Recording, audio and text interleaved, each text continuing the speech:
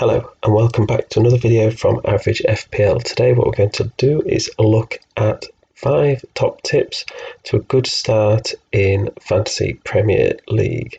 So tip number 1 is to target the fixtures. Now there's no form to go on at the start of the season. This is the least amount of information we will have on all the players, all the teams.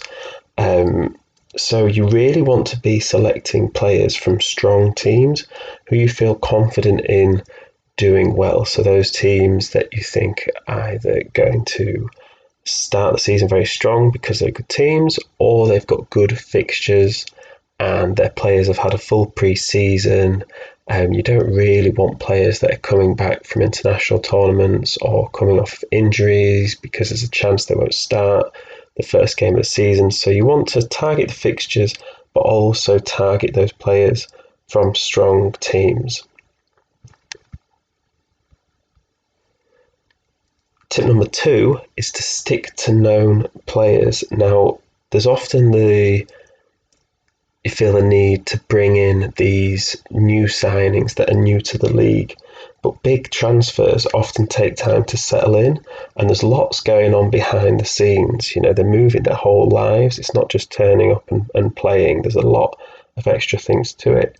So there's a temptation to pick like a surprise player that no one else will think of, but it's very unlikely that you'll find a hidden player, or it's very unlikely that these transfers will hit the ground running. And there's the same for promoted teams.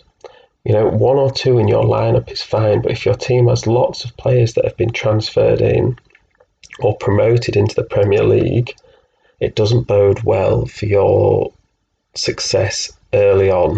Now, there's always a chance that promoted teams can start very strong, but that's why you'd only have 1 or 2 in total.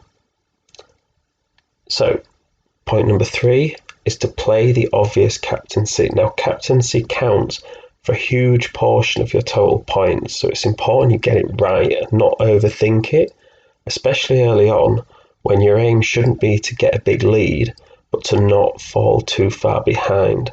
But that sounds quite negative, but the point spread is so small between different fantasy league teams for the first few game weeks that you really just want to stay in the group, and then as the season spreads out, you'll be able to make those changes and pick those differentials that will help you get the edge.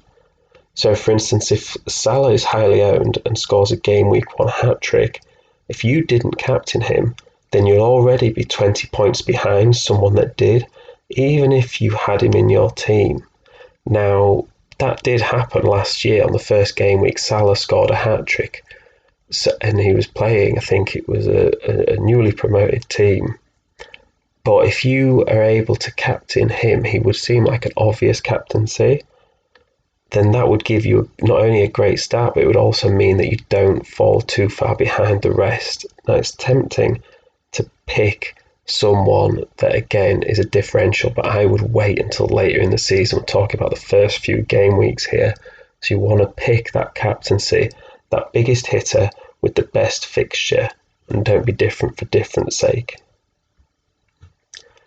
So tip 4 is to save some funds in the bank. Now the transfer window is still open for a few more weeks, and you might be wanting to bring in a Lukaku or a Kane in a few weeks' time at the end of August, but you may have limited transfers. So even if all your funds are spread around your squad, it requires more transfers to free it up. So you can either invest these funds in a few heavy hitters early on, or keep it back and actually don't spend it, and at least until the transfer window is closed and you know who is playing where. So you might hear people say not to bother with this and just use your wild card if you want to make a few transfers. But wildcard opportunities are so valuable that these players will probably wish they still had it later in the season when the double and blank game weeks come round. And if you prepare with your funds in advance, it means you don't have to use your wild card.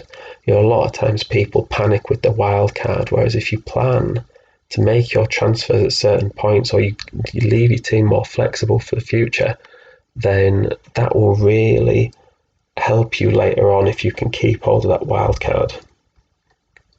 So the last point from today's video is to be quick in building transfer value. So this is something I'm terrible at. I keep players for too long, especially at the start of the season when prices fluctuate the most.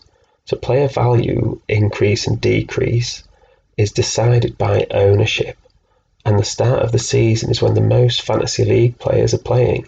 So this is where player prices have the quickest rises and falls. If you want a player, don't wait until just before the deadline, because the price will likely go up by then, especially if they're attracting a lot of attention. So a lot of managers will also want that player and get them in. Get them in early, and you'll also benefit from any value increase. If a player scores and plays well in the first game week, don't make up reasons as to why it won't happen in the next game week. Just get them in.